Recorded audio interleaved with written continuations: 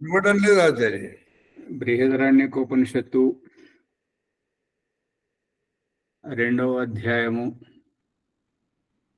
5వ బ్రాహ్మణం 14వ సంపుటాన్ని చూడండి. నిన్న 13 అయిపోయింది, ఇవాళ 14.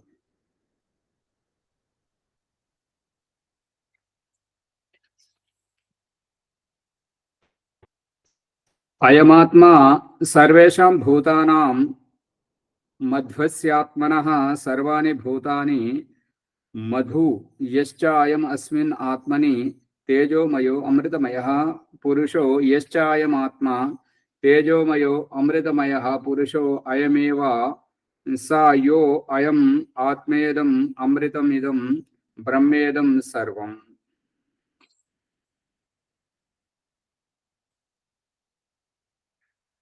84 లక్షల జీవరాశుల జన్మల రూపంలో ఉన్నటువంటి అయం ఆత్మ, ఈ యొక్క ఆత్మయే సర్వేషాం భూతానం, అన్ని రకాలుగా అమీబా నుంచి మొదలుకొని డైనోసార్ వరకు ప్రత్యక్ష అప్రత్యక్ష కనిపిస్తున్నటువంటి స్థావర జంగముల రూపంలో ఏ ఏ ప్రాణులైతే ఉన్నాయో అవన్నీ ఆత్మలు మాత్రమే. ఇప్పుడు ఏ దేశంలో ఉన్నను ప్రజలు ఏ విధంగాను,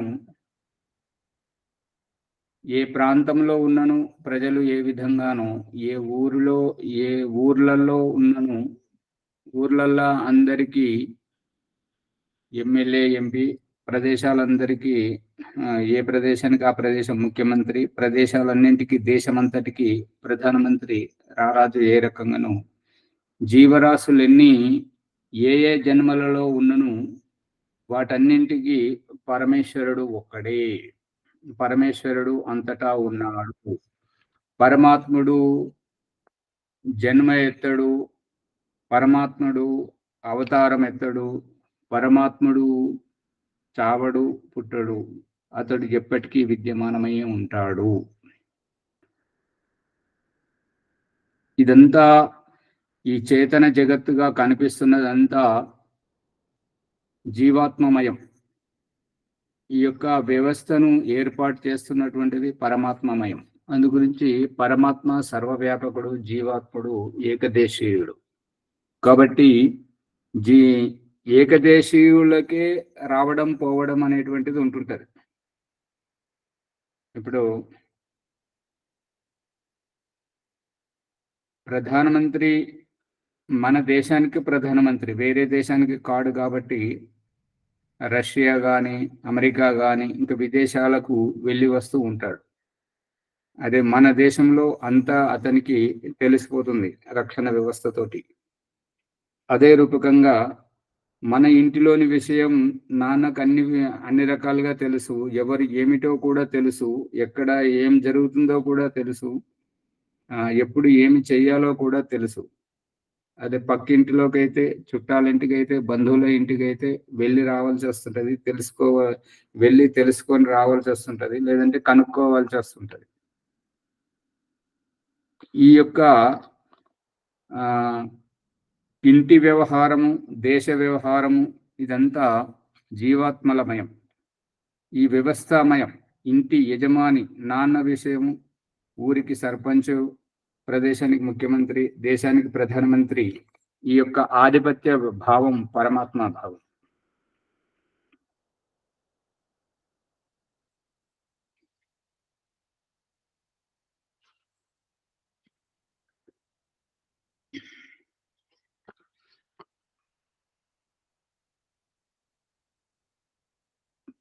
పదిహేనవది చూడండి. ఈ రూపకంగా అన్నిట్లలో ఉండి తేజోమయో అమృతమయ. ఈ తేజోమయ అంటే ఏంటంటే జన్మని ఎత్తిన తర్వాత ఆహారం గ్రహించాలి. జన్మ అనేటువంటిది రూపానికి ఆహారం ప్రకృతి. ప్రకృతి నుంచి ఆహారం తీసుకోవడం ద్వారా ఆ ప్రకృతిని పైకి లేవనెత్తుతూ తేజస్వంతంగా చేస్తున్నటువంటిది సూర్యరశ్మి. అందు గురించి మనకు ఈ యొక్క శిరస్సు మీద తల వెంట్రుకలు పెట్టి సూర్యరశ్మి వలె చూపిస్తున్నాడు. సూర్యరశ్మి వలె మన శిరస్సును చూపిస్తున్నాడు. శిరస్సు మధ్యలో బ్రహ్మరంధ్రం ఉన్నట్టుగానే సూర్యుని మధ్యలో ఈ బ్లాక్ హోల్ ఉన్నది. దాని లోపల పరమేశ్వరుడు ఉన్నాడు. ఈ యొక్క బ్రహ్మరంధ్రం క్రింది దిశలో జీవాత్మమయం, ఈ దేహమయం జీవాత్మది. ఈ దేహ ప్రపంచం జీవాత్మది, బ్రహ్మాండ ప్రపంచం పరమాత్మది.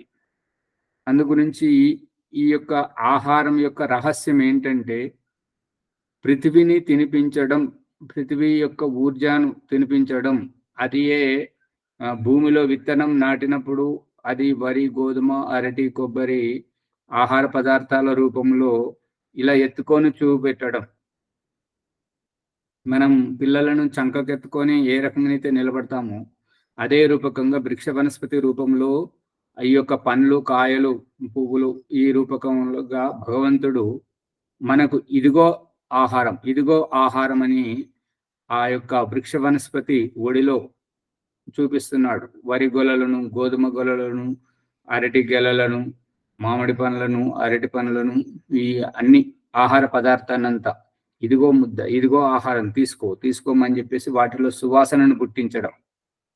ఈ రూపకంగా మనకు భగవంతుడు అమ్మ శిశువుకు ఉగ్గన్నం, గోటి ముద్దలు ఏ రకమైతే తినిపిస్తుంటుందో అదే రూపకంగా భగవంతుడు ఈ వృక్ష వనస్పతుల ద్వారా పండ్ల రూపంలో ఎత్తి పట్టుకోజేసి మనకు చూపిస్తున్నాడు. ఇదిగో తీసుకో తిను, ఇదిగో తీసుకో తిను, ఇదిగో తీసుకో తిను అనేటువంటి రహస్యం.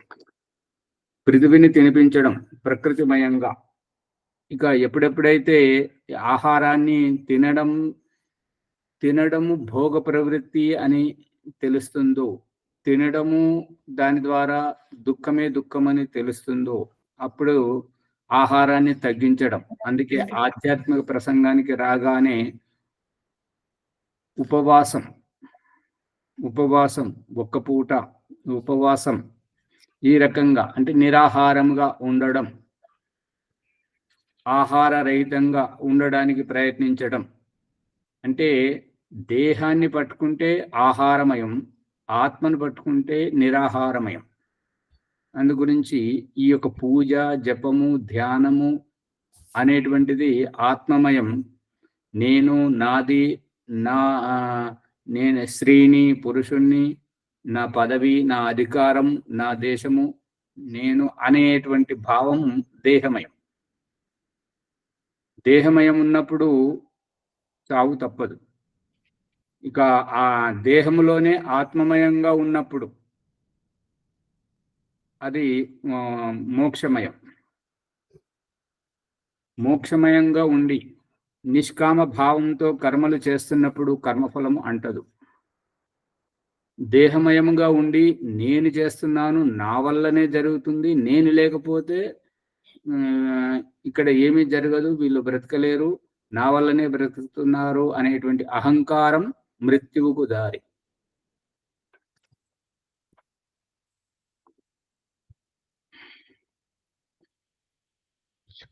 ఓం ఆచార్య, ఉపవాసం అన్నారు.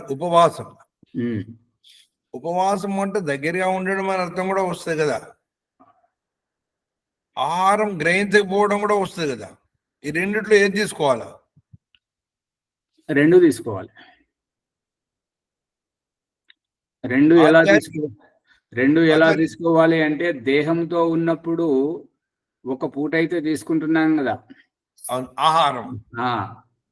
ఇక ఒక్క పూట అనేటువంటిది ఉపవాసం అనేటువంటి అంటే ఎవరికి అంటే పరమాత్మకు దగ్గరగా భక్తిపూర్వకంగా, శ్రద్ధాపూర్వకంగా, పూజాపూర్వకంగా మడిగట్టుకొని మనం చేస్తున్నటువంటిది ఏంటంటే ఇక అప్పుడు పరమాత్మ ధ్యాసే ఉంటుంది, భోజన ధ్యాస ఉండదు. భోజన ధ్యాస లేకుండా ఉండడం పరమాత్మ వయం. అదే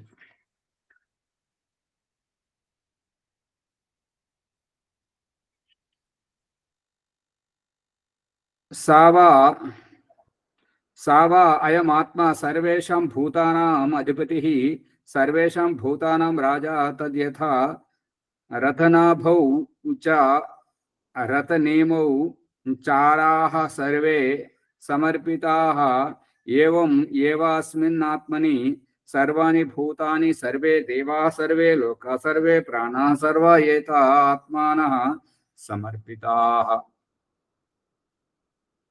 సావా అయం ఆత్మ, అతడు ఆ పరమాత్మ గురించి చెప్తున్నాడు. స అయం ఆత్మ, ఈ ఆత్మ అనేది పరమాత్మ వైపు ఎందుకు వెళ్ళింది? ఆత్మల వైపే చర్చ జరుగుతుంది కదా అని అంటే, అయం అనేటువంటిది ఏకవచనం. జీవాత్మలైతే బహువచనం ఉంటుంటది కదా. స అనేటువంటి సర్వనామము ఏకవచనమే, మరియు అయం అనేటువంటిది ఏకవచనమే. ఇది పరమాత్మ గురించి వర్తిస్తుంటది, పరమాత్మకు వర్తిస్తుంది. తర్వాత జీవాత్మల గురించి సర్వనామం వాడుతున్నారు చూడండి. సర్వేషాం భూతానాం అధిపతి. సర్వేషాం భూతానం, భూతానం అంటే ప్రాణులన్నింటికి, అన్ని ప్రాణులు ఎన్ని అయితే ఏ ఏ జన్మలలో ఏ ఏ ప్రాణి అయితే ఉందో వాటన్నింటికి అధిపతి. అధిపతి అంటే స్వామి. సర్వేషాం భూతానం, అన్ని ప్రాణులకు. ఏ రకమైతే కుటుంబంలో ఉన్నటువంటి, ఇంటిలో ఉన్నటువంటి వారందరికీ యజమాని అధిపతిగా ఉంటాడో, నాన్న ఏ రకమైతే బాధ్యత కలిగి ఉంటుంటాడో, ఆ బాధ్యత గలత్వమే ఆధిపత్యం. సర్వేషాం భూతానాం రాజా, అన్ని ప్రాణులకు రాజు. తద్యథ రథనాభౌ, ఇక ఆ ఉదాహరణ ఎలా చెప్తున్నాడు అంటే, రథనాభౌ, రథచక్రము, చక్రం యొక్క బుడ్డి, ఆ బుడ్డికి ఈ యొక్క ఏమంటారు, ఆకులు, ఆకులు అంటారా కుయ్యలు అంటారు, ఏమంటారు అవి, కిరణాల్లాగా నిలబడేటువంటి ఒకటి, ఆ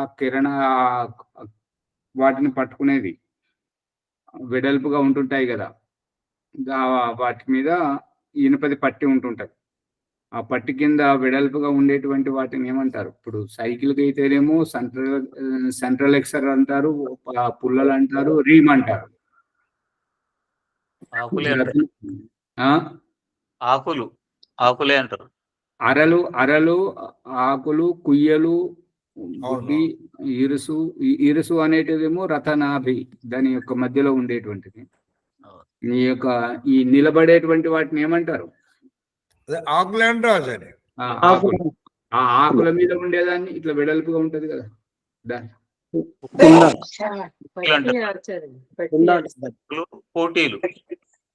పూటీలా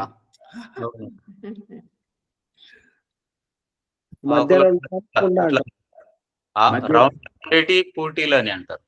ఇక్కడ ప్రాంతం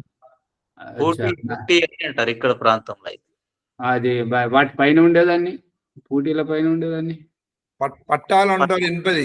ఇనుప పట్ట కాదు, దాని కింద ఇనుప పట్టా కింద, అదే వాటి పూటీలే అంటారా సరే. సంబంధం ఉంటది, ఆకులకు బుడ్డికి సంబంధం తెలిపేది. అదే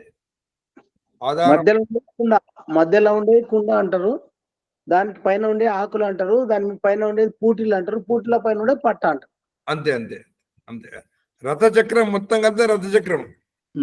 ఈ రకంగా ఆ యొక్క ఇరుసును పట్టుకునేటువంటి బుడ్డికి ఈ యొక్క పూటీలు ఏ రకంగా అయితే నిలబడి ఉంటుంటాయో, అదే రూపకంగా ఈ యొక్క జీవాత్మలన్నీ పరమాత్మకు తోటి సంబంధం ఏర్పరచుకొని పరమాత్మ చుట్టే ఉంటున్నాయి.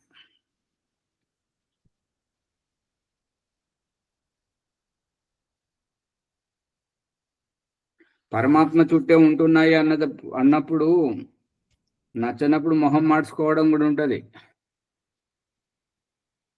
మొహం మార్చుకోవడం ఏంటంటే, ఇప్పుడు ఇతర మత సంప్రదాయాల్లోకి వెళ్ళడం అన్నట్టుగా మొహం మార్చుకోవడం అంటే, భగవంతుడు కనికరించి ఉద్ధరించడానికి ఏదో మాధ్యమంగా వచ్చి మనల్ని సవరించడానికి ప్రయత్నిస్తుంటాడు.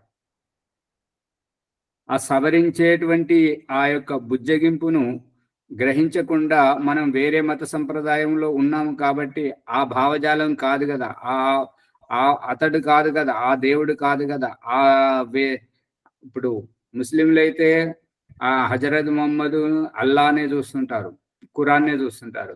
క్రైస్తవులు అయితే జీసస్ను చూస్తుంటారు, బైబుల్ను చూస్తుంటారు. హిందువులు అయితే పురాణాన్ని, భగవద్గీతను చూస్తుంటారు. ఇక వైదికులు వేదమును చూస్తుంటారు, పరమాత్మను చూస్తుంటారు.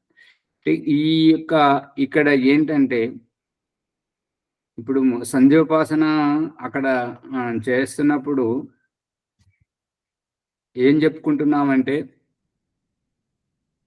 ఏ భాషలో ఉన్నా, ఏ స్త్రీ రూపంలో పురుషుని రూపంలో ఏ రకంగా ఉన్నా, నేనున్న ప్రదేశానికి నాకు వచ్చినటువంటి భాషలో నన్ను మెప్పించి నీ చెంతకు రప్పించుకోవడం చూస్తుంటే, పురోహితుని ద్వారా, ధర్మగురువుల ద్వారా నన్ను మెప్పించి నీ చెంతకు రప్పించుకోవడం చూస్తుంటే నోట మాట రావట్లేదు స్వామి అని మనం అనుకుంటాం కదా. ఆ రకంగా మెప్పించడానికి పురోహితుడిని పంపిస్తే, మీరు హిందువులు కదా, మీ పూజకు మేము రాము. మీరు క్రైస్తవులు కదా, మీ పూజకు మేము రాము. మీరు ముస్లింలు కదా, మీ పూజకు మేము రాము. పూజ ఎవరిది, పూజించేది ఎవరు? అక్కడ ఆత్మ పరమాత్మ రెండే ఉంటున్నాయి. కానీ ఈ మొహం మార్చుకోవడం ద్వారా, ఈ మత సంప్రదాయంతో ఎడమొహం పెడమొహం అంటే దీంట్లో నష్టం ఎవరికి, లాభం ఎవరికి? నష్టం జీవాత్మకు. ఇది తెలివిగా. ఎందుకు అని అంటే, అమ్మ ఎత్తుకొని తినిపిస్తానంటే నేను తినను, నాకు వద్దు అంటే ఎవరి కడుపు మండుతుంది రే? ఓ ఆచార్య, దీన్ని ఏమంటుండే తెలంగాణ బదులు చెరువు మీద అలగడం అంటారు. అదే మరి అదే ఎవరికి నష్టం, ఎవరికి? జీవాత్మకు. అంతే కదా. చెరువు మీద కొంగలిగితే కొంగకే నష్టం అవుతుంది.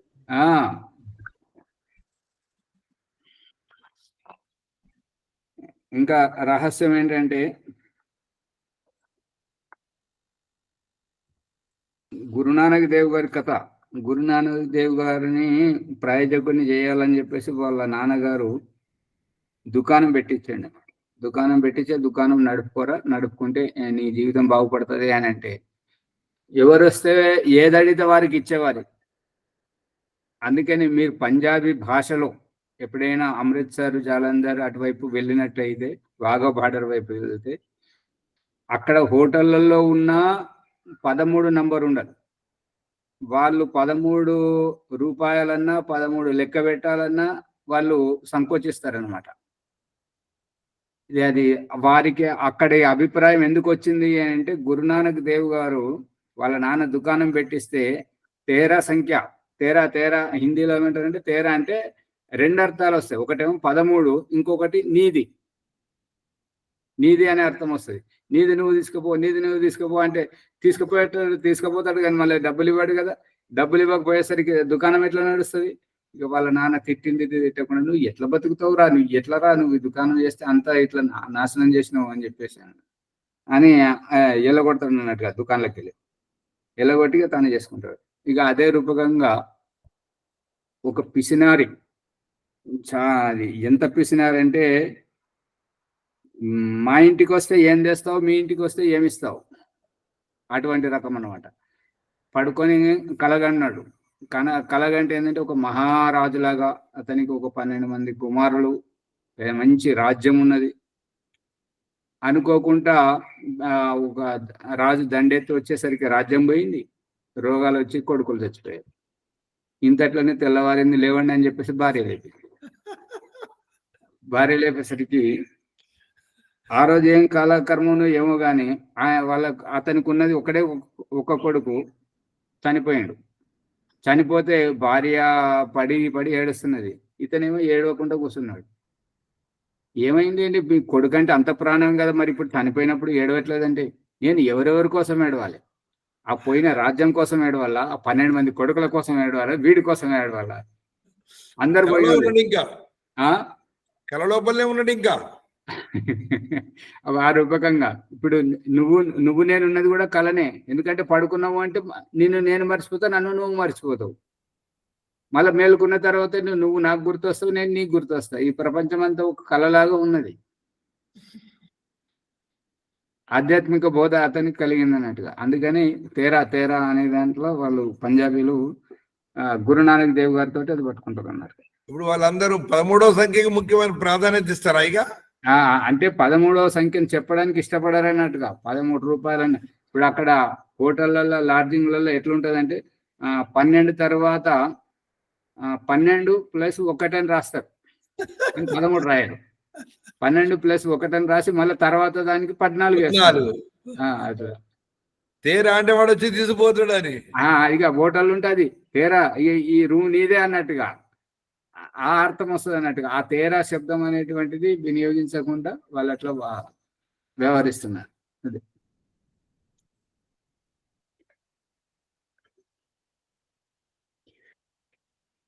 అందుకని ఈ రథచక్రానికి ఉన్నట్టుగానే మన ఇంటి లోపల తండ్రికి అనుబంధితమై సంతానము మరియు భార్య ఆ యొక్క సంపదలన్నీ అతనితో సంబంధితమై ఉంటుంటాయి.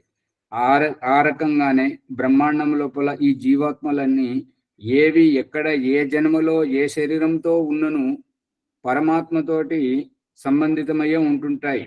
ఆ జన్మ వల్ల ఆ దేహం ఆ యొక్క అజ్ఞానం వల్ల పరమాత్మను గుర్తించలేకపోయినా, పరమాత్మను ఉపాసించలేకపోయినా బిడ్డ మాత్రం ఆ పరమాత్మ వాడే అనిపించుకుంటాడు జీవాత్మ. ఇప్పుడు ఉదాహరణకు ఏంటంటే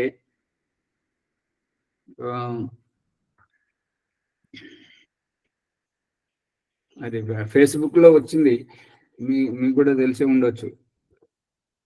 అటు సంతానం కన్న తర్వాత భర్త విదేశాలకు వెళితే భార్య సంతానాన్ని కన్న తర్వాత నాకు నాన్న కావాలండి,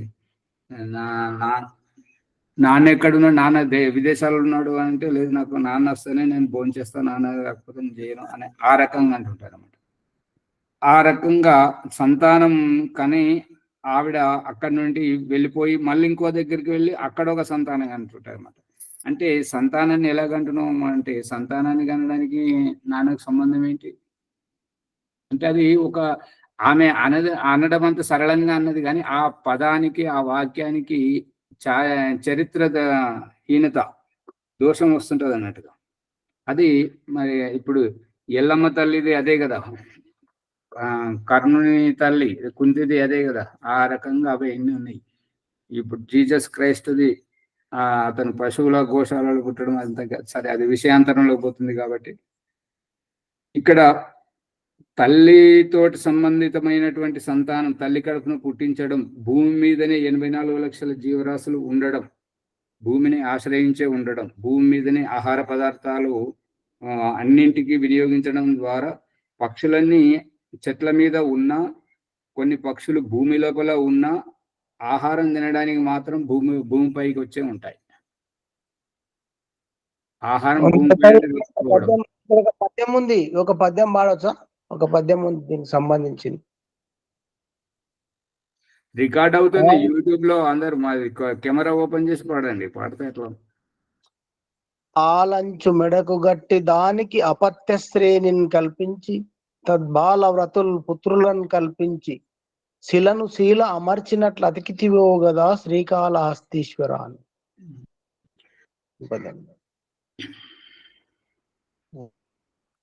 ఈ రూపకంగా ఈ రతనాభి రథచక్రం యొక్క ఇప్పుడు సెంటర్ ఎక్సెల్ లో దాంట్లో ఎక్సెల్ అనేటువంటిది మధ్యలో ఉంటది కదా సైకిల్ కు, దాన్ని ఏమంటారు, పుల్లలను పట్టుకునేదాన్ని.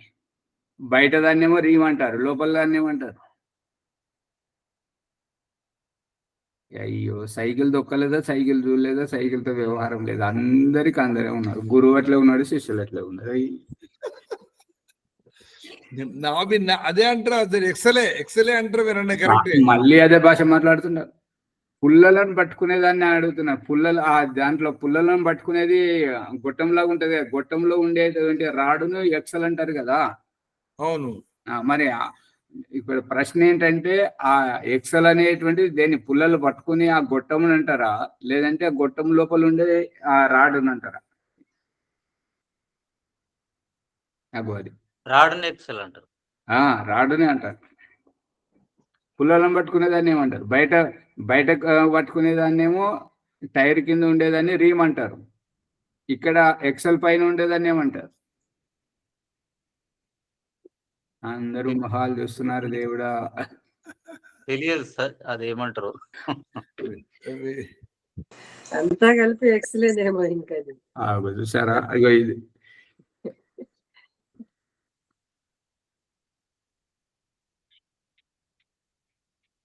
ఏవం ఏవా అస్మిన్ ఆత్మని, ఇదే విధంగా ఈ యొక్క ఆత్మలో సర్వాణి భూతాని సర్వే దేవాహ అంటే ఈ యొక్క పరమాత్మ అనేటువంటి అస్తిత్వంలో సర్వాణి భూతాని, అన్ని ప్రాణులు, సర్వే దేవాహ, పంచమహాభూతాలు, సర్వే లోకాహ, ఈ యొక్క భూత భవిష్యత్ వర్తమానం అనేటువంటి ఈ యొక్క అన్ని లోకాలు, సర్వే ప్రాణాహ, అన్ని రకాల ప్రాణములు, ఈ యొక్క ఏకాదశ ప్రాణములు, సర్వ ఏత ఆత్మని సమర్పిత, అన్ని ఆ ఆత్మకే సమర్పితమై ఉన్నాయి. ఇప్పుడు భార్య వచ్చినప్పుడు ఈ రహస్యాన్ని మన ఇంటిలో చూపిస్తున్నాడు. ఏంటంటే పెళ్లి చేసుకొని ఆవిడ అతనికి సమర్పితమై అతని వెంటనే వచ్చేస్తుంటది కట్టుబట్టలతోటి. ఒకటి, ఇక పుట్టినటువంటి సంతానం అంతా అతనితో పాటే ముడిపడి ఉంటారు. వాళ్ళు పుట్టగానే తల్లిదండ్రి చనిపోయినా, లేదంటే అతన్ని ఎవరైనా ఎత్తుకపోయినా, లేదంటే ఎక్కడైనా అమ్మేసినా, ఎవరి వాడు అంటే ఎవరికో ఒకరికి తండ్రికి పుట్టే ఉంటాడు కదా, తండ్రితోటి సంబంధం ఉంటుంటది.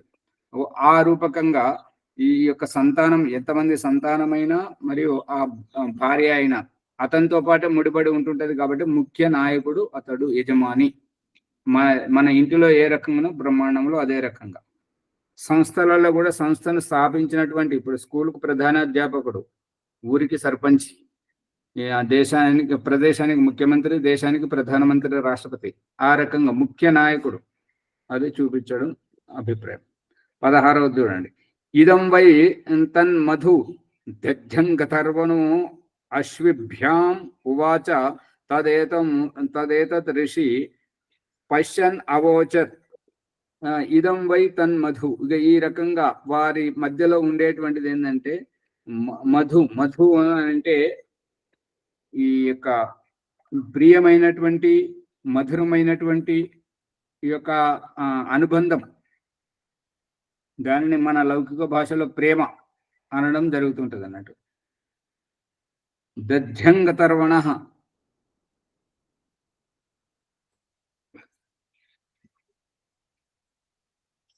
ఈ యొక్క దధ్యంగ్ అనేటువంటిది ఒక పేరు.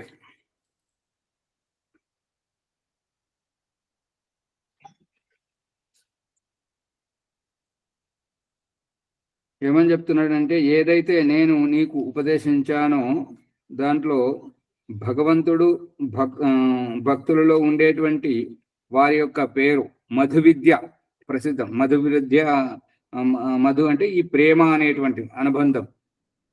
ఈ ప్రేమ లేకపోతే ఏమవుతుంది? ఈ ప్రకృతిలో మధురం అనేటువంటి ఆస్వాదం, రుచి లేకపోతే ఏమవుతుంది?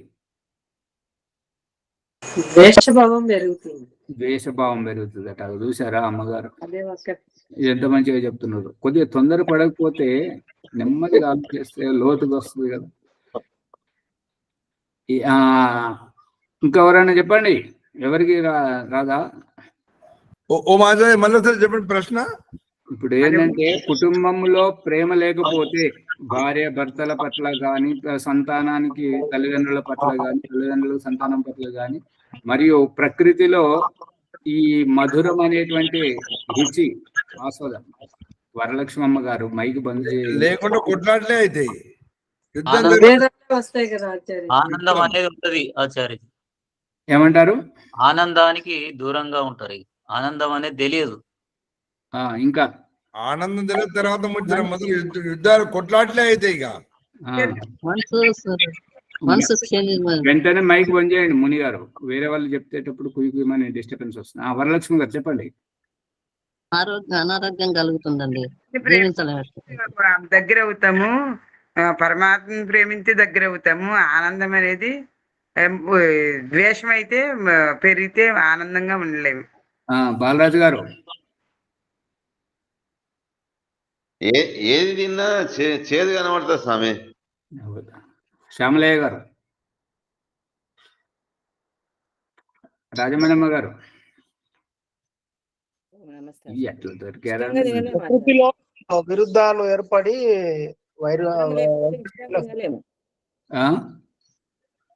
రాజమణమ్మ గారు ఇష్టంగా తినలేము మధురం లేకపోతే. ప్రభాకర్ గారు, రాజమణమ్మ గారు సరిగా చెప్పారు. మిగతా వాళ్ళంతా ఏదో చెప్తున్నారు. ప్రేమ లేకపోతే బ్రతకలేమండి. బ్రతకడానికి ప్రేమకి ఏం సంబంధం? ఆ చెట్టు ఉన్నది, చెట్టుకు మనకి ఏం ప్రేమ? అయ్యా ఇంటి గోడ ఉన్నది, పుస్తకాలు ఉన్నాయి, మనం కంప్యూటర్ ఆనందంగా ఉన్నది. ఉంటేనే జీవించగలుగుతాం కదా. ఆహా, అది కాదమ్మ గారు. దారి ఉన్నది, దారికి మనకి ఏం ప్రేమ? ఆ గుట్ట ఉన్నది, గుట్టకు మనకి ఏం ప్రేమ? నది ఉన్నది, దానికి ఆ నదికి మనకి ఏం ప్రేమ? పశువులు పక్షులు ఉన్నాయి, వాటికి మనకి ఏం ప్రేమ?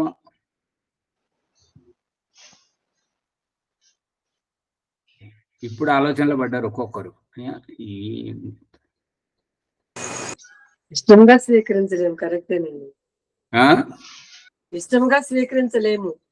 ఆ అంతవరకే. ప్రేమను తెలుసుకున్నప్పుడే పరమాత్మ తెలుస్తాడు కదా. ఏం ప్రేమ అంటే ఎట్లా? ప్రేమ ఆ, లేకుంటే నీ వ్యవహారం నడవదు. బాలరాజు గారు, దాంట్లో మధురం స్వామి. లేకపోతే చేదెక్కడికి వెళ్ళి వచ్చింది? మధురంగా లేకపోతే చేదెక్కడికి వెళ్ళి వచ్చింది? అవతలోడు ఏం చెప్పినా చేదే కనబడుతుంది అట, ఇష్టం లేకున్నప్పుడు. ఇష్టం లేకపోవడం వేరు. ఇప్పుడు పక్షులు అరుస్తున్నాయి, మనకేమైనా చేదు కనిపిస్తుందా? పక్షులు ఆవులు అరుస్తున్నాయి, ఏవేవో పాములు బుస కొడుతున్నాయి, పిల్లులు మ్యావ్ అంటున్నాయి, మనకేమైనా వెళ్తుందా? కాదు కదా. అవును. దారింట పోతుంటే కుక్కలు మరుగుతుంటాయి, మనకేమైనా అవుతుందా? కాదు కదా. అంతేగాని ఇష్టం ఉంటే ప్రియంగా తీసుకోవడం, ఇష్టం లేకపోతే ఇప్పుడు మనకు రాయాలంటే పెన్ను పట్టుకోవాల్సిందే. ఇప్పుడు ఆన్లైన్ తరగతి జరపాలంటే సెల్ ఫోన్ కానీ కంప్యూటర్ కానీ ల్యాప్టాప్ కానీ తీసుకోవాల్సిందే. అప్పుడే అది సాధనం అంతే. మనం దారి అంటే నడవాలంటే చెప్పులు వేసుకోవాల్సిందే, సమాజంలోకి పోవాలంటే బట్టలు వేసుకోవాల్సిందే. అదే ఒక వ్యవహారం అంతవరకే. కానీ ఈ మధురంగా ఈ ప్రియమైనటువంటి ప్రేమ ఉండడం వల్ల ఏంటంటే ఇక దాంట్లో ఇక ఎన్నో అనుభూతులు ఉంటాయి, ఇంకా రకరకాలుగా అవుతుంటది. ప్రేమ లేకపోతే ప్రేమ లేకపోతే కాపురం పండదు, సంతానం కారు, ఒక దగ్గర ఉండరు, అంతే. అనుకూలము ప్రతికూలము రెండు రకాలుగా అనుభూతి పొందుతారు ప్రేమ లేకుంటే, అంతే. అందు గురించి భగవంతుడు ఈ యొక్క మనుషులలో పశువులలో అన్నిట్లలో ప్రేమను పుట్టించాడు, ప్రకృతిలో మధురంగా రుచిని. ఆ రుచి వల్లనే ఆస్వాదించడం జరుగుతుంది. అదేవిధంగా ఈ విద్య యొక్క రహస్యాన్ని ఉపదేశిస్తున్నటువంటి ఆ యాజ్ఞవల్కుడు అథర్వ గోత్రి అయినటువంటి దద్యంగుడు అశ్వములను అంటే గుర్రములను ఇచ్చాడనమాట. ఈ గుర్రములకు ఉపదేశించాడు. దద్యంగ్ ఋషి ఈ విద్యను రహస్యంగా చూస్తూ గుర్రములకు ఉపదేశిస్తే ఆ రకంగా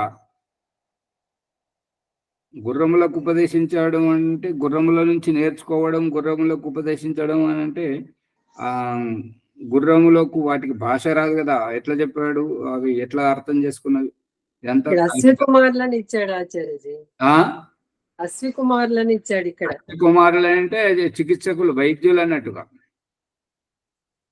వైద్యం చేసేవారని అశ్వులు అంటారు. అంటే రహస్యాలను గుట్టును పట్టుకునేటువంటి వారని అశ్విని కుమార్. అశ్వకుమారులు అంటే అది కూడా అశుద్ధమే కదమ్మా. అశ్వకుమారులు అంటే ఎందుకు? గుర్రపు సంతానం అని. అశ్వం అంటే గుర్రమే కదా ఆచార్యజీ మరి. అది అవునవును. ఈ నరుల యొక్క అనగా మనుష్య జాతి కళ్యాణం కొరకు నేను ఈ యొక్క ఉగ్రకర్మములను చేస్తున్నాను. ఉదాహరణకు గాఢాంధకారంలో విద్యుత్తు మెరుస్తున్నందువల్ల ఓహో చీకటి ఈ యొక్క దీపం ముట్టిస్తే పోతుంది అనేటువంటి అవగాహన చేసుకోవడం. ఘనఘోరమైనటువంటి వృష్టి, ఇక ఎక్కువగా కుండపోత వర్షం కురుస్తున్నప్పుడు దాంట్లో ఇక ఈ యొక్క మేఘ గర్జనతోటి విద్యుత్తు మెరవడం, ఇంకా ఇదే భాష అన్నట్టుగా.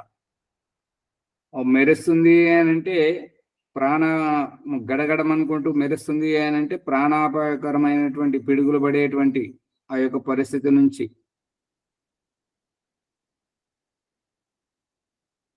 ఈ మెరవడం, ఈ యొక్క గర్జన చేయడం వల్ల ఉపయోగం ఏంటి? గర్జన చేయడం ద్వారా ప్రకృతి ప్రభావితం, పంటలకు వేరు నత్రజని ఎరువు దోమలు వస్తుంది. అటువంటి కొన్ని నశింపజేయటం. ఈ యొక్క విద్యుత్ మెరవడం వల్ల ఏమి ఉపయోగం? పంటలకు అంతరార్థం హానికారకమైనటువంటి బ్యాక్టీరియా నశించిపోతుంటది, మరియు పంటలకు అది ఈ యొక్క నత్రజని విడుదలవుతుంటది. దాంతో పంటలు బాగా పండుతుంటాయి, ప్రకృతి అంతా సస్యశ్యామలంగా ఉంటుంటది. అలాగే అవిద్య, అంధకారము, ఈ మధు విద్య అన్ని ఎక్కడ ఏది పెట్టాలో మేఘాలలో ఆ గర్జన, ఆ మెరుపు అది పెట్టడం, ఈ యొక్క ప్రకృతిలో మధు విద్య పెట్టడం, ఈ ప్రాణులలో మధు విద్య ఉండడం, వీటన్నిటికీ ఇక మాట్లాడే వాటికి ప్రతి ప్రాణి తమ తమ భాషను మాట్లాడుకుంటుంటాయి. కోళ్ళు వాటి భాష, గుర్రాలు వాటి భాష, అది నెమళ్ళు వాటి భాష, మనుషులు వీరి భాష, ఎవరికి వారి భాష ఉంటుంటది.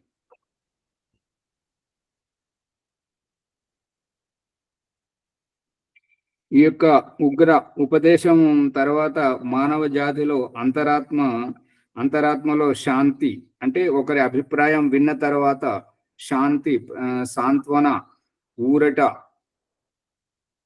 ప్రశాంతత అనేటువంటిది లభిస్తుంటుంటది. అటువంటిది ఈ యొక్క విన్న తర్వాత బుద్ధి సానుకూలమైనటువంటి ద్రవాలను స్రవిస్తుంటుంటది. తద్వారా తృప్తి అనేటువంటిది వస్తుంటుంటది. అదే ఇప్పుడు ఇందాక చెప్తున్నారు కదా, అనుకూలంగా లేకపోతే ప్రతికూలంగా ఉన్నటువంటి దాంట్లో విరుద్ధ భావాలు ఉండడం వల్ల దాంతో ఈ యొక్క విరుద్ధ స్రావాలు రావడం వల్ల వ్యక్తికి ఎందులోనూ తృప్తిగా ఉండకపోవడం, ఎక్కడా ప్రశాంతంగా ఉండకపోవడం, తద్వారా అశాంతిమయంగా ఉండడం. ఈ యొక్క అథర్వ గోత్రి దధ్యంగుడు అంటున్నాడు ఏంటంటే, మీరు ఇద్దరు, ఈ అశ్విని కుమారులు ఇద్దరు, అంటే వీరు గుర్రపు సంతానం కాదు, అశ్వి కుమారులు అంటే ఏంటంటే అది వైద్యక శాస్త్రం తెలిసినటువంటి వారు, ముఖం చూసి రోగం ఏంటో గుర్తుపట్టేటువంటి వారు, వారి యొక్క వ్యవహారం చూసి వారు దేని గురించి తాపత్రయపడుతున్నారో వారి అంతరార్థం తెలుసుకునేటువంటి వారు.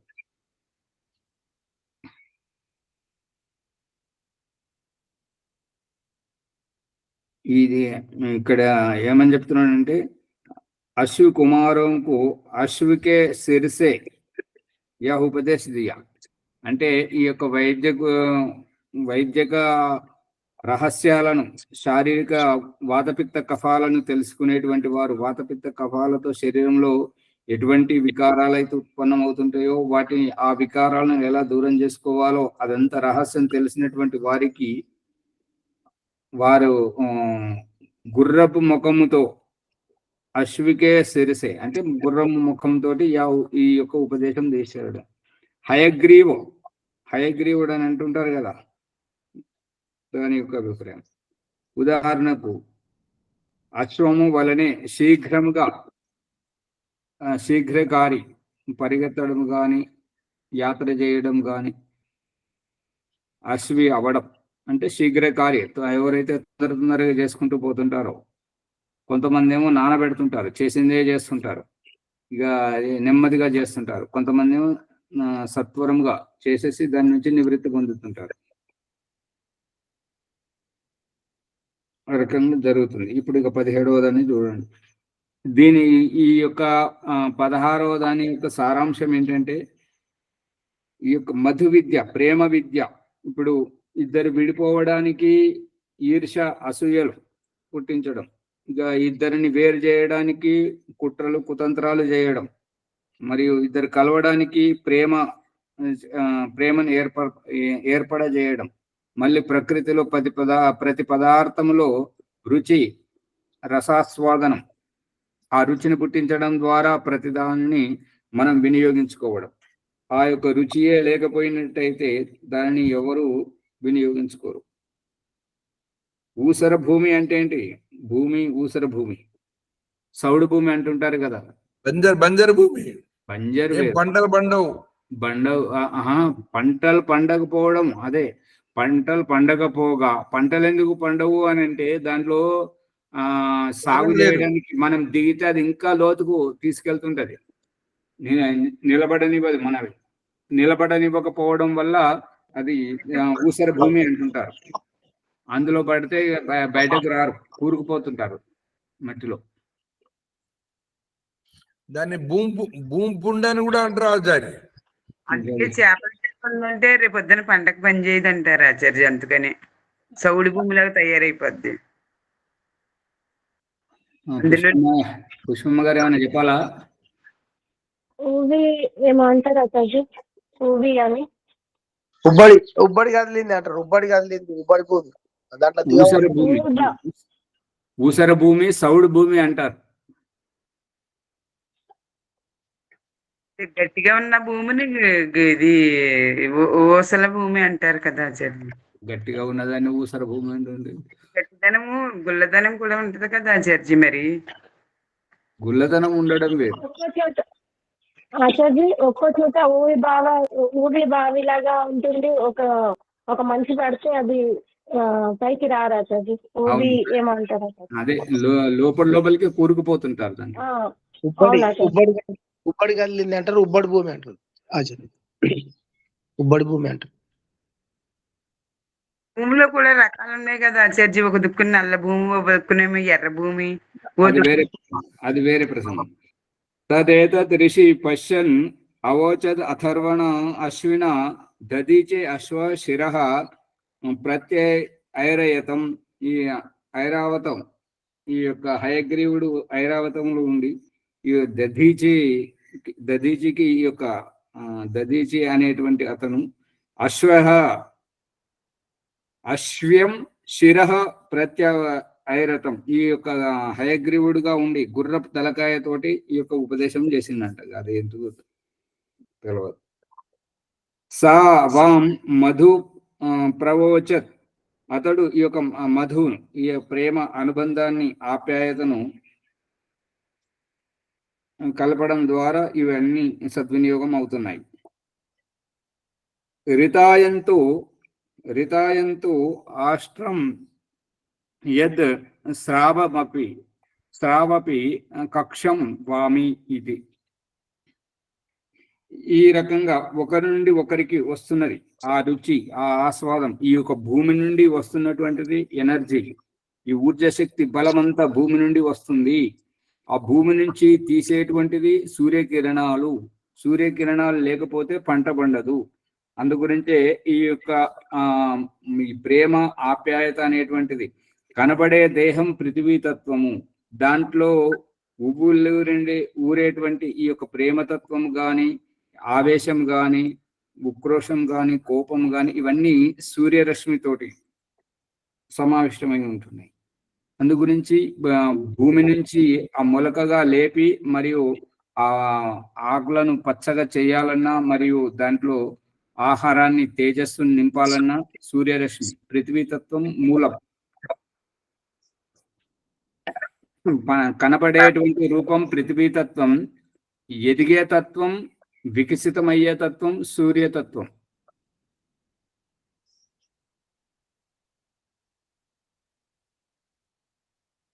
ఇదం వై తన్మధు దధ్యంగథర్వణో అశ్విభ్యాం ఉవాచ తదేతద్ రేషి పశ్యన్ అవోచద్. ఇదం వై తన్మధు, ఈ విధంగా ఆ యొక్క ప్రేమ ఆప్యాయతల గురించి. అందుకే తల్లిదండ్రులు కూడా పిల్లలకు కొట్లాడుకుంటే ఏమని చెప్తారంటే, ఇలా కొట్లాడుకుంటారా? కొట్లాడుకోకూడదు కదా, ప్రేమగా ఉండాలి కదా. అది ఆ ప్రేమగా ఉండాలి అనేటువంటిది. ప్రేమ అంటే ఏంటి? మళ్ళీ కోపం వస్తే సిగ్గు లేదా అంటారు. సిగ్గు అంటే ఏంటి? ఏమంటే ఆత్మీయత బాబు. ఆత్మీయత అంటే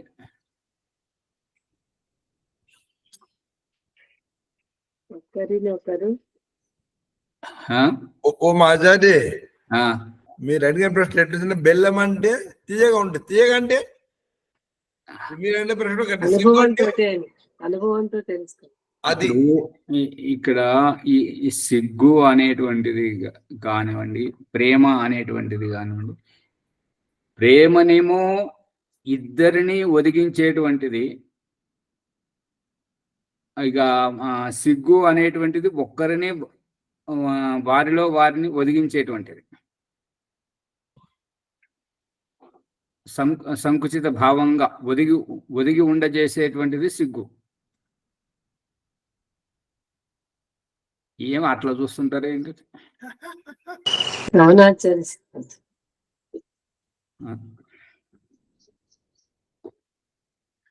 ఈ యొక్క కోపం అనేటువంటిది తనలో తానే ఇప్పుడు ఇది నివురుగప్పిన నిప్పులాగా రగులుకోవడం.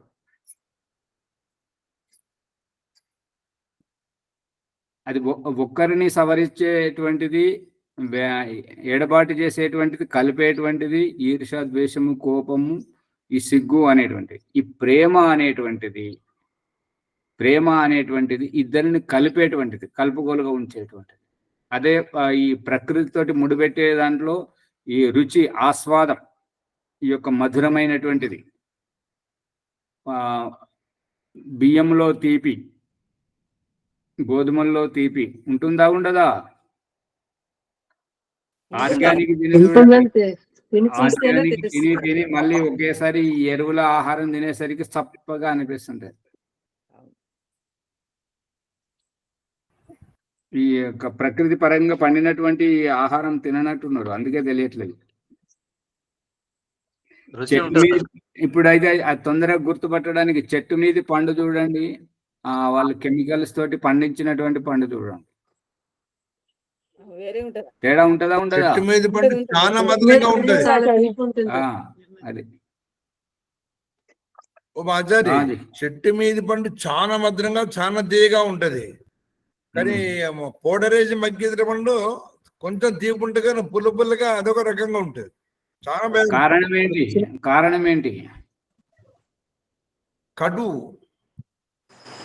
కారణం ఏంటంటే కటువు అంటుంటారు. సహజ సిద్ధంగానేమో ఇది చెట్టు మీద సహజంగా పండింది, ఇదేమో ప్రయత్నపూర్వకంగా పండింది. వేస్తారు కదా, దానికి సంబంధించి వేస్తారు, మళ్ళీ ముగ్గు తీయాచారు జంతువులు. మనల్ని అందరిది తీసుకెళ్లి ఆ జూ పార్కులో పెట్టి మనకు కూడా వీళ్ళు ఇట్లా మాట్లాడతారు, వీళ్ళు ఇట్లా మాట్లాడతారని పెడితే అందరు నవ్వుకుంటారు. ఇప్పుడు ఏంటంటే ఆ మందేసి మక్క పెట్టేటువంటి దాంట్లో ఏంటంటే చెట్టు మీద తయారైనటువంటిది కాసిన కాయనే దాన్ని మెత్తబడజేయడం, దానికి తీపి అనే రుచి రాలేదు అంతవరకే.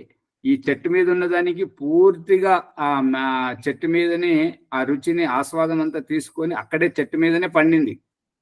దానికి ఇంకా కృత్రిమంగా పండబెట్టడానికి, మగ్గబెట్టడానికి ఇంకా ఏ గడ్డి కానీ, ఇంకా ఏ కెమికల్ కానీ ఏది అవసరం లేదు. ఇక్కడ కృత్రిమంగా ఇవ్వడం వల్ల ఆ దాంట్లో ఉండేటువంటి కాయగాసినటువంటి ఆ గట్టితనం అనేటువంటిది మెత్తబడ్డది. వాళ్ళ కెమికల్ ప్రభావంతో రంగు రూపం మగ్గినట్టు అయ్యింది. అంతేగాని లోపల ఉన్నటువంటి రుచిని వాళ్ళు మార్చలేరు కదా. అందువల్ల అది చప్పగా, ఒగరుగా, అట్లా పుల్లగా ఉంటుంటది, అంతే కారణం.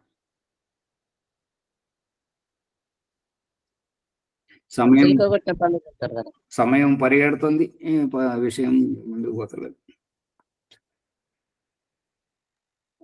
ఈ యొక్క దద్యంగ అథర్వ అనేటువంటి అతను అశ్విభ్యాం ఉవాచ, ఆ అశ్విని కుమారులకు చెప్తున్నాడు ఏమనంటే, తద్ ఏతద్ ఋషి పశ్యన్ అవోచన్, ఆ రకంగా ఈ యొక్క రుచిని, ఆ యొక్క పరిస్థితులను చూసి చెప్పడం జరుగుతుంది.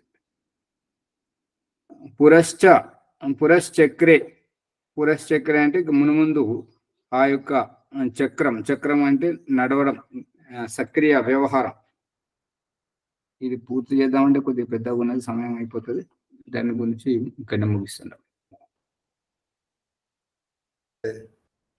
17 కదా, 17 ఇంకా చాలా పెద్దగానే ఉన్నాయి. 17 అయిపోయింది, 18 నడుస్తున్నది. 18. ఓకే. ఆచార్య ఓం ప్రకాష్ ధన్యవాదములు. జ్ఞానగంగా బ్రో బృహదారణ్యకోపనిషత్తు 2వ అధ్యాయము 5వ బ్రాహ్మణములో 17 పూర్తి 18 దాంట్లో మనం శ్లోకంలో ఉన్నాము. ప్రకృతిలో ఉన్న ప్రతి పదార్థం లోపల ప్రేమను, తీపిదనాన్ని పుట్టించి అన్ని ప్రాణులకు ఆనందాన్ని కలుగజేస్తున్నాడు అని తెలుసుకోవడము. తెలుసుకునేది ఎవరు? పుట్టించింది ఎవరు? నేనెవరు, నీవెవరు? మళ్ళీ అక్కడికే వస్తుంది. కాబట్టి ఆ రహస్యాన్ని ఆధ్యాత్మికంగా చక్కగా వివరించారు. మరి ధన్యవాదములు. ఎపిసోడ్ను లైక్ చేయండి, షేర్ చేయండి, సబ్స్క్రైబ్ చేయండి. పక్కనే ఉన్న గంట సింబల్ గట్టిగా నొక్కండి. 1-2 సార్లు వినండి. వైదిక సందేహోపాసన సువచలమ్మ గారు. ఓం. ముని గారు, గురు శిష్యుల మధ్యలో ఏముంటది? ప్రేమ ఉంటుంది ఆచార్య. ప్రేమ లేకుంటే విద్య రాదు. ప్రేమ లేకుండా విద్య రాదు. కాబట్టి అందు గురించి మనం ఆ మంత్రం లోపల మనం ఏం చెప్తామంటే, గురువు మేము ఇరువురం ఎప్పుడు కూడా ద్వేషించుకోము, ఒకరికొకరు విరుద్ధ భావాలతో ఉండము, ఎప్పుడు ప్రేమమయంగానే ఉంటామని చెప్పి ఆ మాటలు సహనావతులు మంత్రం చెప్తాం ఆచార్య. సరే సరే, మంచి ప్రేమనే ఉంటుంది. ధన్యవాదాలు. సూర్యధర్మ గారు వైదిక సంధ్యోపం చేయించాలని ప్రార్థన. నమస్తే. బ్రహ్మయజ్ఞం వైద్య సంధ్యోపాసన వినపడుతుందండి?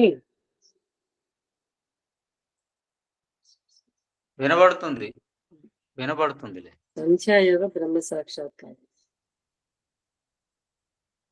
తల్లి గర్భం నుండి బయటకు వస్తున్నటువంటి శిశువు అక్కడ ఉన్నటువంటి వైద్యంలోను ఆయములోను పరమేశ్వర తత్వాన్ని చూసి ఆశ్చర్యంతో ఓం అమృతోపస్తరణమసి స్వాహ. అమృత స్వరూప, నా కోసం ఉపస్తరణంగా పరుచుకున్నావా స్వామి, ధన్యురాలు. ఓం అమృతాపిధానమసి స్వాహ. అమృత స్వరూప, నా ఆత్మరక్షణకై ఆకాశ దిక్కుటోని ఆవరించి ఉన్నావా స్వామి, ధన్యురాలు. ఓం సత్యం యశ, ఓం సత్యం యస్య శ్రీమయి శ్రీకి శ్రీయతాం స్వాహ. ఓ పరాత్పర, సత్యము యశస్సు ధనేశ్వరములు మరియు బుద్ధి నన్ను ఆశ్రయించి నాలో ఉండును గాక. ఓం శన్నో దేవి రవిష్టయ ఆపో భవంతు పీతయే సంయోరవిశ్రవంతు నః. అమ్మ గర్భంలో ఉండగా పేగుబంధంతో ముడివేచి నవస్సాలని తీర్పించావు స్వామి. ఇప్పుడు పేగుబంధము చెంతనైనందున ఇష్టపూర్వకంగా సేవించి యోగ్యమైన జలస్రావము నాకు అందుబాటులో శ్రవింపజేయండి స్వామి. తథాస్తు. అది అమ్మ దగ్గరికి వెళ్ళి తమని స్తన్యపానం చేయి. తల్లి ఆశయంగా అనుబంధకు పునర్జన్మను ప్రసాదించండి స్వామి. తథాస్తు. స్వర్గ సుఖాన్ని ఎదిరించి ఇంద్రియాలు నీకు కొంత ఊరట అమ్మగారు, ఆచార్య. ఆ ఫోన్ కు సరిగా దగ్గర కూర్చోండి, ఆ మైక్ దగ్గర చెప్పండి. ఏమో సగం వినపడుతుంది, సగం వినపడతలేదు. మధ్యలో డిస్టర్బ్. ఇంద్రియ స్పర్శ మంత్ర అక్రియాచాలం. ఏదైనా పనిని ఇష్టంతో పూర్తి చేయటం, తర్వాత విశ్రాంతి తీసుకోవటం. ఓం వాక్ వాక్ అంటే చెప్పాలని, మాట్లాడాలని, చెప్పే వరకు మాట్లాడే వరకు ఉద్విగ్నత, చెప్పిన తర్వాత మాట్లాడిన తర్వాత సంతృప్తి. భక్షాభక్ష అవివేక సేవంతో అనారోగ్యదాయకమైనటువంటిది. వివేకము, మోక్షానంద మార్గము, స్వనియంత్రణలో, ఆహార సేవల్లో తృప్తికరమైనటువంటి జీవితం. ఓం ప్రాణ ప్రాణ, ఊపిరిని పీల్చుకోవాలని, పీల్చుకున్న ఊపిరిని వదలాలని ఉద్విగ్నత, వదిలిన దాన్ని పీల్చుకున్న నిర్మలత, పీల్చుకున్న దాన్ని వదిలిన ప్రశాంతత. ప్రాణ అపాన వ్యాన ఉదాన సమాన నాగ కూర్మ కుంకుర దేవదత్త ధనంజయ. ఈ దశ వాయువులతోనే జీవాత్మ తన క్రియలను నిర్వహిస్తుంది, శరీరంలో ఉండి క్రియలను నిర్వహిస్తుంది. ఓం చక్షు చక్షు, ఇదేంటి అదేంటి, ఇందులో ఏముంది అందులో ఏముంది, చూడాలి చూడాలని ఆతృత. ఇది అసంతృప్తి జీవితం. చూసిన తర్వాత సంతృప్తి. ఓం స్తోత్రం స్తోత్రం వినాలి వినాలిని విన్న తర్వాత సంతృప్తి. ఓం నాభిర్మ చిత్త విజ్ఞానం అంటే గత జన్మలోని ప్రారంధం నన్ను భౌతికంగా దిగజారుస్తూ ఉంటే మానవ జన్మలోని సందర్భోస్త పూజ జప ఉపాసన ధ్యానము పేరుతో పూజారి ధర్మోపదేశిగా యోగాచార్య రాయబారం పంపి నన్ను మెప్పించి మీ సన్నిధికి రప్పించుకోవటం చూస్తుంటే మాట రావట్లేదు స్వామి. ఓం హృదయం సముద్రైతే హృదయం అప్సంత సంపార్సింత ఓషధీవి తాపహ. సకల ప్రాణిజాతుల అంతఃకరణంలో కొలువయుండి ఉచిత అనుచ ప్రోత్సాహభయాలనే హెచ్చరిక అమోఘం స్వామి. ఓం శిరః అధోదే ఓం శిరః ఓం కంఠః అసో కంఠే శ్రోణి అంటే మణిహారముల 2 కంఠెముకల దిగువ అన్నపానీయుల ఆవాగమనం మరియు భావ వ్యక్తీకరణ. ఓం శిరః మూర్ధనమస్య సంశివ్యాదవ్య హృదయం చ యత్ మస్తిష్కోత్ ఊర్ధ్వః ప్రేరేత్ పవమానోది శీర్షతః. పవిత్ర హృదయం గుండా అతుకుల మస్తిష్కం కంటే పైకి వాయువును ఎక్కించే. అధో దేవకోశః తత్ప్రాణ అభిరక్షతి శిరో అన్న మధు మనః. శిరస్సు దేవ నిలయము, ఇది ప్రాణంతో రక్షిస్తుంది. ఆ స్ఫూర్తి మనసు యొక్క జీవితం. ఓం బాహుభ్యాం మెసోబలం బరువులను ఎత్తటం దించటం, పసిపిల్లలు ఎత్తుకోవటం దించటం, బాహుభుజములు పరవర్తకంగా ఉండగాక. ఓం కరతల కర పృష్ఠే మోదః ప్రమోదః అంగుళీరము కాని మిత్రం మే సహ అసౌమ్య కర్మ వేద్యం. కర చరణాల ప్రేమ ఉత్సాహ ప్రకృష్ట ఆనంద యోగ సఫలం. అలాంటి చేతుల్లోనే నా యొక్క పురుషార్థము నిహితమైంది. అది మార్జన మంత్ర శిశు అభ్యర్థన పరమేశ్వర సందేశం. ఓం భూః పునాతు శిరసి. ఓం భూః ఓం ప్రాణప్రదాత పరమేశ్వర పునాతు శిరసి. ఓ జీవాత్మ, నీ గత జన్మలోని ప్రారంధాన్ని ప్రక్షాళనం చేస్తూ. ఓం భువః పునాతు నేత్రయోః. భువః ఓ దుఃఖనాశిగా పునాతు నేత్రయోః. జీవాత్మ, కంటి కనపడే దృశ్య రూపం మరియు నీ ప్రజ్ఞాబుద్ధి అంటే ఇది బాగుంది బాగుండలేదనేది నీకు అసంతృప్తి జీవితం. అందుకని రెండింటికి తటస్థంగా సాక్షిభూతంగా ఉండదు. ఓం స్వహ పునాతు కంఠే స్వహ ఓ స్వయం సుఖ స్వరూప పరమేశ్వర పునాతు కంఠే కంఠగ్రీవ క్షుత్పిపాసని వృద్ధి అంటే జీవాత్మ కంఠమునందరి కింద గింకులకు ప్రత్యేక ధ్యాస పెట్టి నీ ఆకలి దప్పికలను తగ్గించి చేయించు. ఈ ఆకలి దప్పికల నివృత్తి నీ స్వయం సుఖానంద జీవన్ముక్తికి మోక్ష సోపానము. ఓం మహ పునాతు హృదయే మహః ఓ మహిమానంత మాయా స్వరూప పునాతు హృదయే. ఓ జీవాత్మ, నీ ఆధ్యాత్మిక పురోగతికై నీ దైవం పట్ల ఉన్న భ్రమను నివృత్తి చేసుకో. నీ దేహాంతఃకరణములో దైవ సాక్షాత్కార దర్శనం చేసుకో. ఓ జనః పునాతు నాభ్యాం. జనః ఓ జగన్నాయక పునాతు నాభ్యాం. నాభిచక్రే కాయ ప్రజ్ఞానం అంటే నాభిచక్రములో సమయంతో ప్రత్యేక ధ్యాస పెట్టి ఈ తిని తాగటం విసర్జించడం ఏమిటి అని విచారిస్తే ఈ శారీరక జన్మల అంతరార్థం బోధపడుతుంది. నాభిరిమే చిత్త విజ్ఞానం శారీరక వ్యవహారికంగా భౌతికంగా ఉండే జ్ఞాన విజ్ఞానం శరీరం మధ్యలో ఉంది. ఓం తపః పునాతు పాదయోః. తపః ఓ పరమేశ్వర, ఈ తపస్సు యొక్క అంతరార్థం ఏమిటి స్వామి? పునాతు పాదయోః. ఓ జీవాత్మ, ఈ జన్మ జరామరణ దుఃఖబంధం నుండి నిన్ను ఉద్ధరించుకో. ఎట్లంటే ఇమమ్మే గంగ యమునే సరస్వతి అంటే ఈ దేహం మధ్యలో ఇడాపింగళాంటి 2 నాడుల శ్వాస ప్రశ్వాసలతో జీవాత్మను పైకి ఎక్కించు. పాదయోగం అంటే పాదముల వద్దన కాదు, జంగాభ్యాం పదాభ్యాం ధర్మవాస్మి విశ్రాజ ప్రతిష్ఠిత. 2 తంటెముకల మధ్య వెన్నెముక కింద జీవాత్మ నేను ఉన్నానని గుర్తించటం ఆత్మ సాక్షాత్కారం. పరమాత్మ సాక్షాత్కారం. ఓం సత్యం పునాతు పునః శిరసి. ఓ జీవాత్మ, ఓం సత్యం అవినాశేన సత్య స్వరూప పునాతు పునః శిరసి. ఓ జీవాత్మ, మరోసారి పవిత్ర భావంతో నీ నీ శిరస్సు నుండి అనుభవం చేసుకునేరు ధన్యమవుతావు. సత్యస్యాపి హితం సుఖం, సత్యం కప్పబడి ఉన్నది. ఓ జీవాత్మ, నీవు ఇక్కడ ఉండవలసిన వాడవు కాదు.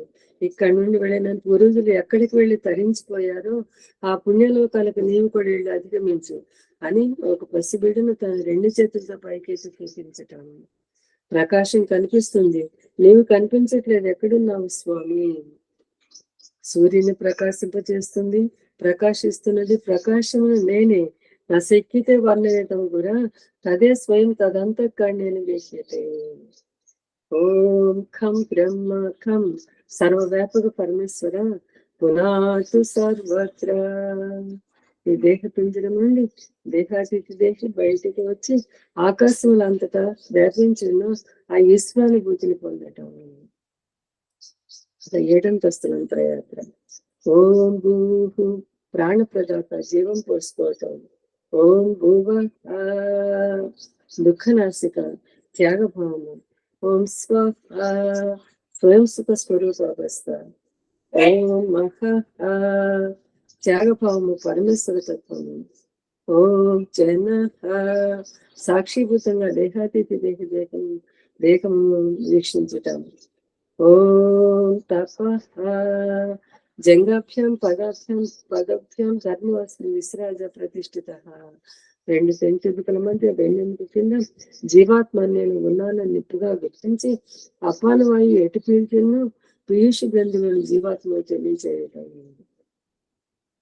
జీవితంలో తప్పు చేసిన వారు దిగజారి అంత. ఓం సత్యం దేహాతీతి సాక్షిభూతంగా దేహాతీతి దేహము చూచుతాము.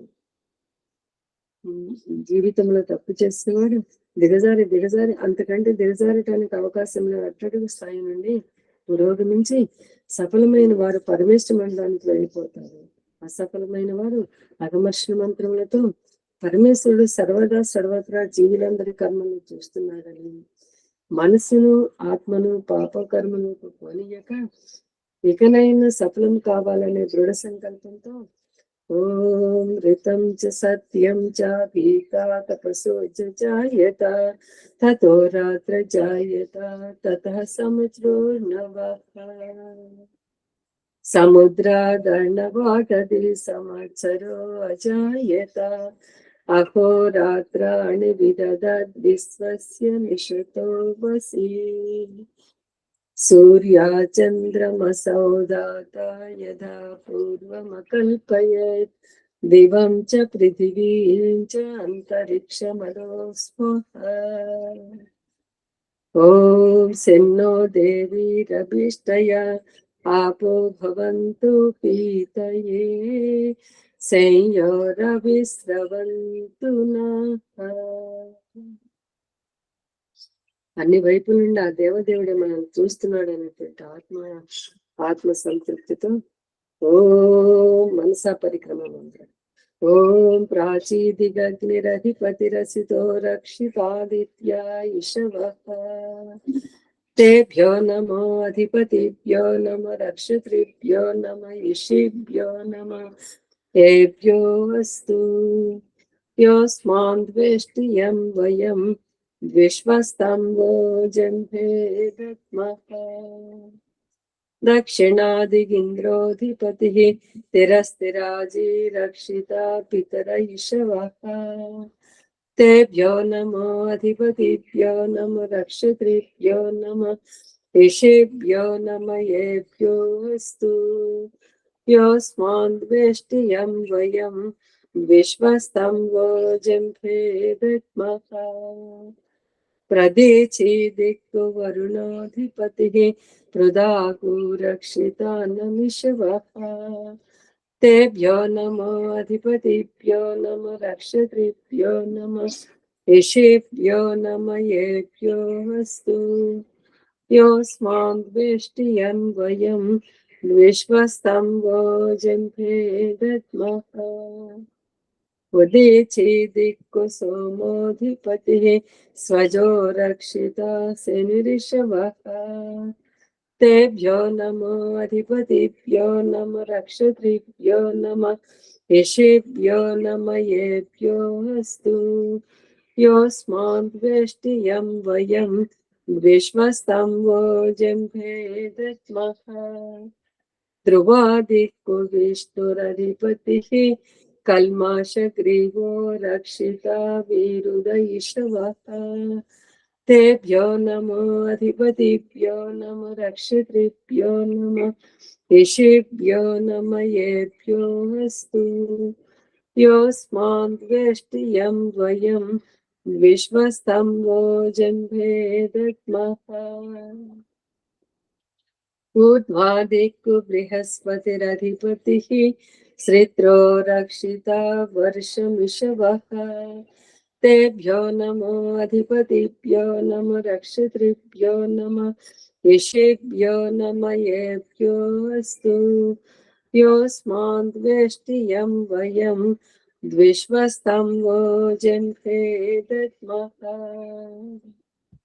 उपस्थान मंत्रार्चना जातवेदसे सुनवाम सोममरातीयतो निदहाति वेदः स नः पर्षदति दुर्गाणि विश्वानावेव सिन्धुं दुरिताच्यग्निः चित्रं देवानां मुदगादनेकं चक्षुर्मित्रस्य वरुणस्य अग्नेः अप्राच्छावा पृथिवी अन्तरिक्षं सूर्यात्मा जगतस्तशुषश्च उदुत्यं जातवेदसं देवं वहन्ति केतवः दृशे विश्वाय सूर्यम् उद्वयं तमसः स्परिस्वाहा पश्यन्त उत्तरं देवं देवत्रा సూర్యమగన్మజ్యోతిరుత్తమం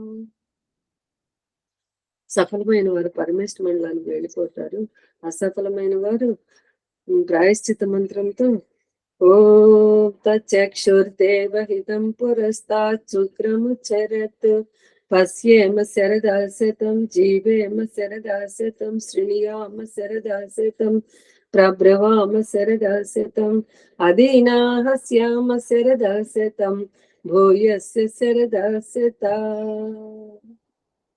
ఓం శన్నో దేవీరభిష్టయ आपो भवन्तु पीतये संयोरविस्रवन्तु नः ॐ भूर्भुवस्वः तत्सवितुर्वरेण्यं भर्गो देवस्य धीमहि धियो यो नः प्रचोदयात् హే జగదీశ్వర దయానిధి మీ అనంత కృప వలన మేము చేస్తున్న జప ఉపాసనాది కర్మముల మూలమున ధర్మ అర్థ కామ మోక్షములను చెప్పి పురుషార్థముల సిద్ధిని ఈ జన్మ యందే సంప్రాప్తించుకుందుము గాక. ఓం నమ శంభవాయ చ మయ భవాయ చ నమ శంకరాయ చ మయస్కరాయ చ నమ శివాయ చ శివతరాయ చ ఓం శన్నో దేవీరభిష్టయ आपो भवन्तु पीतये संयोरविस्रवन्तु नः अद ब्रह्मयज्ञं वैदिकसंयोगोपनिषत् ओम शान्तिः शान्तिः शान्तिः ధన్యవాదాలు ఆచార్య. సంవత్సరమ్మ గారికి ధన్యవాదాలు. అత శాంతి పాఠ. ఓం దేవ్ శాంతి అంతరిక్షం శాంతి పృథివీ శాంతి ఆపః శాంతి ఓషధయః శాంతి వనస్పతయః శాంతి విశ్వే దేవాః శాంతి బ్రహ్మ శాంతి సర్వం శాంతి శాంతిరేవ శాంతి సామా శాంతిరేధి. ఓం శాంతి శాంతి శాంతి. ఓం నమస్తే ఆచార్య. సర్వేభ్యో నమో నమః. అందరూ ఈ వీడియోని లైక్ చేసి షేర్ చేయండి, సబ్స్క్రైబ్ చేసుకోండి. ధన్యవాదాలు ఆచార్య. నమస్తే ఆచార్య. సర్వేభ్యో నమస్తే ఆచార్య. సర్వేభ్యో నమః. నమస్తే నమస్తే.